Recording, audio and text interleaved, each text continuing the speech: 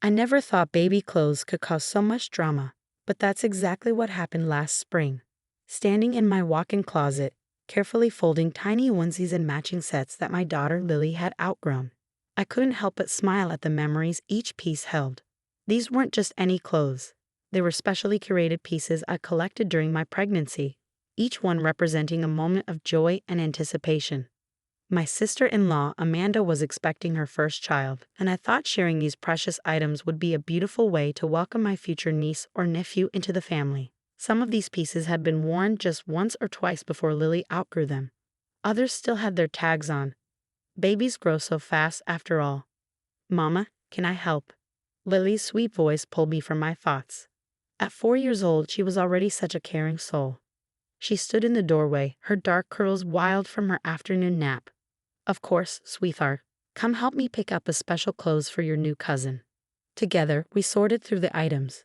Lily insisted on including her favorite sparkly tutu dress, even though we didn't know if Amanda was having a boy or a girl. Every baby needs sparkles, Mama, she declared with such conviction that I had to include it. I spent hours that evening arranging everything perfectly in a large gift box, adding tissue paper and a handwritten note expressing my excitement about our growing family. The next day was Amanda's baby shower, and I couldn't wait to give her these treasured pieces. My mother-in-law Margaret's house was already buzzing with activity when we arrived. Amanda sat in an elaborately decorated chair, looking radiant in a designer maternity dress. Her perfectly manicured hand rested on her growing belly as she chatted with guests. "Emma, you made it," Margaret called out, her voice carrying that familiar hint of criticism. "Amanda's already opened most of the gifts. You're a bit late." I checked my watch. We were actually 5 minutes early according to the invitation. But I've learned long ago that in Margaret's house, if you weren't 30 minutes early, you were late. Sorry, I murmured though I wasn't. Traffic was heavy. I guided Lily toward the refreshment table, trying to avoid further commentary about our arrival time. Amanda's eyes lit up when she saw the large box in my arms. "Is that for me?" she asked, gesturing for me to bring it over. The other guests, mostly Margaret's country club friends and Amanda's sorority sisters, turned to watch. "Yes," I smiled, handing her the box.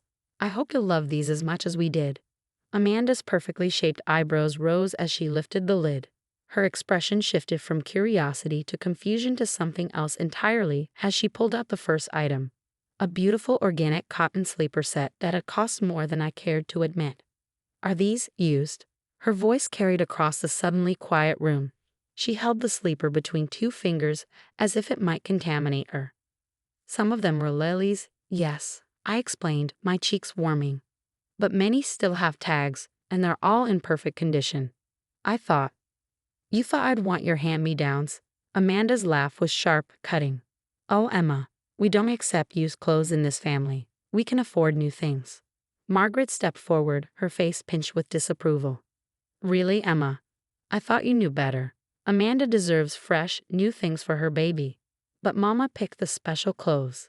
Lily piped up, her little face confused and hurt. "We chose them with love." Amanda ignored her, continuing to pull items from the box with increasing disgust.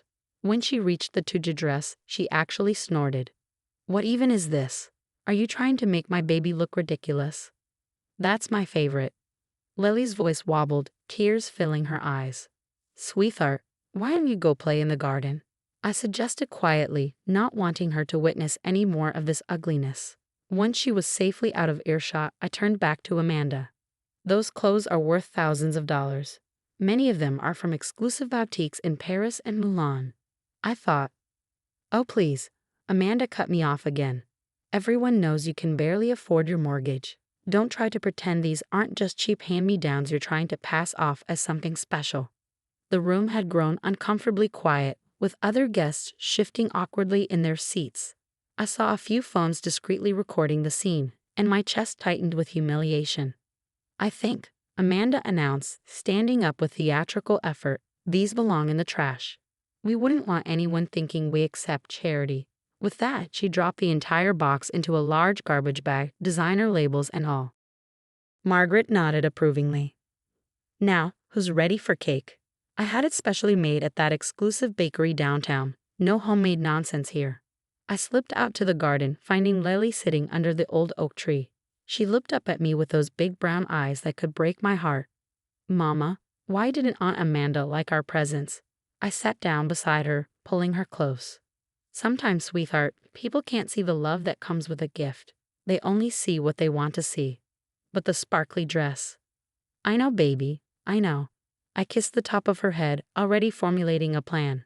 Amanda might think she knew everything about our family's finances, but she was about to learn a very expensive lesson about making assumptions. 3 days after the baby shower disaster, I was sorting through my closet when I found it, the original receipt from Petit Tracer in Paris. I'd almost forgotten about the small piece of paper tucked away in an envelope with other precious memories from my pregnancy. The total made me catch my breath even now, 12,500 euros for just 5 pieces. And that was only one of many shopping trips. My phone buzzed with another message from Amanda. Just wanted to let everyone know we're having a girl. No hand-me-downs or second-hand items, please. Only the best for our princess. Here's our registry at Neiman Marcus and Bergdorf's. Below that was a group message from Margaret. Emma, dear, I hope you've learned your lesson about appropriate gifts. Amanda deserves only new items for her precious baby girl. I sat on my bed, receipt in hand, remembering how I'd acquired those hand-me-downs they'd so quickly dismissed. Back when I was pregnant with Lily, I'd worked as a personal stylist for Gabrielle, the French fashion designer. She had insisted on gifting me pieces from her exclusive baby collection, items that never even made it to public sale. Some were one-of-a-kind prototypes. Others were from limited editions of 5 or fewer pieces. Mama? Lily appeared in the doorway, clutching her favorite stuffed bunny. Are you sad? I patted the bed beside me. No, sweetie. Just thinking. About Aunt Amanda being mean to our presents? Something like that. I pulled her close, breathing in her sweet little girl scent. Remember when Mommy used to work for Miss Gabrielle? Lily's face lit up. The pretty lady who makes sparkly dresses, she gave me macarons. That's right. And she gave you lots of special clothes when you were a tiny baby. I hesitated, then made a decision. How about we go visit her? Gabrielle had retired from the major fashion houses, but still maintained a small, exclusive atelier in New York. She'd always told me to visit anytime, and now seemed like the perfect moment. 2 days later, Lily and I walked into the elegant showroom. Gabrielle, ever glamorous in her 60s, swept forward to greet us. Ma chérie? She embraced me warmly before crouching to Lily's level. And my little muse, you've grown so big. Over tea, hot chocolate for Lily, I explained the situation. Gabrielle's perfectly shaped eyebrows rose higher and higher as I described Amanda's reaction to the clothes. Alors, she said finally, her French accent thickening with emotion. She threw away my designs. My one-of-a-kind pieces, dans la poubelle. She pressed a hand to her chest, genuinely distressed. I'm so sorry, Gabrielle. I should have explained their significance when I gave them. Non. She cut me off with a wave. You did nothing wrong. But this sister-in-law of yours. She trailed off, muttering something in French that I was glad Lily couldn't understand. Then her eyes lit up with that familiar spark of inspiration. I have an idea, she said, reaching for her phone. The pieces she threw away. They were from my private collection, the ones that never went to market. I nodded. Well, as it happens, I'm launching a very small, very exclusive baby collection next month. Only 10 pieces, astronomical prices. The waiting list is already a year long. She smiled, a bit wickedly. Perhaps we should show your sister-in-law exactly what she threw in the trash, non. That evening, I received a series of frantic texts from Amanda.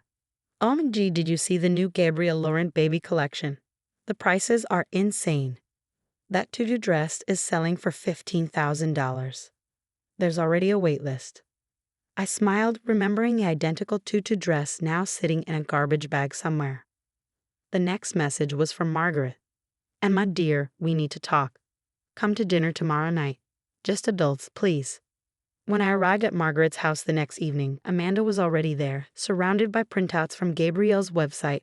Her face was blotchy, her usual perfect composure completely gone. Emma, she jumped up, you'll never believe what I found. These new designer pieces look exactly like those clothes you gave me. She thrust a photo at me. See? The same pattern, the same details. They must have been knockoffs. I took a sip of water, staying calm. They weren't knockoffs, Amanda. Of course they were. How else could you have? They were originals, I said quietly, prototypes and limited editions. Gabrielle Laurent gave them to me when I was her personal stylist. Before she retired from the major fashion houses, each piece was one of a kind or part of a very limited run. That tutu dress you threw away. It was the original design for the one now selling for $15,000. The color drained from Amanda's face. Margaret, who had been hovering nearby, sank into a chair. But that's impossible, Amanda whispered. You couldn't? I mean, you're not. Not what? I asked, my voice still quiet. Not rich enough? Not fashionable enough? Not good enough for your standards? The total value, I continued, pulling out my phone where I'd done the calculations, of everything in that gift box was approximately $157,000. But of course, some pieces were priceless, being prototypes that will never be reproduced. Amanda started to cry, mascara running down her cheeks. We have to go get them. The garbage hasn't been picked up yet, right? We can. The garbage was collected 3 days ago. Margaret said faintly. I made sure of it personally. I didn't want those used clothes contaminating my house. I stood up, smoothing my dress, a Gabrielle Laurent original, though they probably didn't recognize it. I should go. Lily's waiting for me at home. Oh, and Amanda? I paused at the door. Congratulations on your baby girl. I'm sure you'll find some lovely new things for her at Target. The next few weeks were surprisingly quiet. No calls from Margaret, no group texts from Amanda. The family grapevine, however, was buzzing. My brother-in-law Tom called first. Emma, I heard what happened, he said, sounding exhausted. Amanda hasn't stopped crying for days. She's convinced our daughter will now be cursed to wear common clothes her whole life. I had to hold back a laugh. How are you holding up? Honestly, I'm mortified. I had no idea she'd thrown away such valuable gifts. But more than that, I'm ashamed of how she treated you and Lily, the things she said. He paused. I saw the video someone took at the shower. Our daughter's going to grow up in this family, and I don't want her learning that kind of behavior. His words stuck with me. That evening, as I helped Lily get ready for bed, she asked the question I've been dreading. Mama, is Aunt Amanda still mad at our presents? I sat on the edge of her bed, considering how to answer. Actually, sweetheart, Aunt Amanda just learned a very important lesson about judging things before she knows their true value. Like when I thought Brussels sprouts were yucky before I tried them. I smiled, smoothing her curls. Something like that. The next morning, I received an unexpected call from Gabrielle. Ma chérie, I have wonderful news. Remember those special pieces I made for Lily that never went into production? I've decided to create a children's collection inspired by them. And I want Lily to be the face of the campaign. I nearly dropped my phone. Gabrielle, are you sure? Masked away. Those designs were always meant for her. She was my muse after all. And now, she paused dramatically. Now the whole world will know their worth. Later that week, a thick envelope arrived from Amanda. Inside was a tear-stained letter. Dear Emma, I don't know how to begin apologizing for my behavior. I was cruel, judgmental, and incredibly stupid. The things I said about you, about your gifts, about Lily's favorite dress, I'm so ashamed. I let my insecurities and Mom's influence turn me into someone I don't want to be. Tom showed me all the photos of Lily wearing those clothes when she was a baby. They were beautiful, precious family memories, and I destroyed them. I've been thinking about what kind of mother I want to be, what values I want to teach my daughter. I don't want her to grow up thinking designer labels matter more than thoughtfulness and love. I know I don't deserve your forgiveness, but I hope someday you'll give me a chance to make things right. Love, Amanda. I read the letter twice, then set it aside to think. That evening, I received another surprise visitor, Margaret. Emma, she said, standing stiffly in my doorway. May I come in? I stepped aside, letting her enter. She looked around my home, and for the first time, I didn't feel the weight of her judgment. I've been doing some reflection, she began, perching on the edge of my sofa. Amanda showed me the letter she wrote you, and I owe you an apology too, a big one. She pulled something from her designer handbag, an old photo album. This was from when Tom and Amanda were babies. Look. The photos showed a much younger Margaret, dressed simply, holding her children. We didn't have much money then, she explained, her voice soft. Everything was secondhand or handmade. But somehow, along the way, I forgot what really matters. I became so focused on appearances, on what other people thought. She wiped a tear. When I saw those clothes you gave Amanda, I should have recognized the love behind them. Instead, I let my own prejudices blind me. Can you forgive me? I thought about Lily's words about Brussels sprouts, about Tom's hopes for his daughter, about Amanda's tearful letter. Yes, I said finally. I think I can. But things need to change. 2 months later, we gathered for Amanda's revised baby shower. This time, it was held in my backyard. Lily had helped decorate, proudly hanging her artwork alongside the party decorations. There were no designer labels in sight, no price tags to compare. Amanda, now heavily pregnant, greeted me with a tearful hug. Emma, have you seen the new Gabrielle Laurent campaign? Lily looks absolutely beautiful. I smiled, watching my daughter twirl in her favorite playdress, showing her cousins her special princess spin. You know, Amanda continued, resting her hands on her belly, I've been thinking.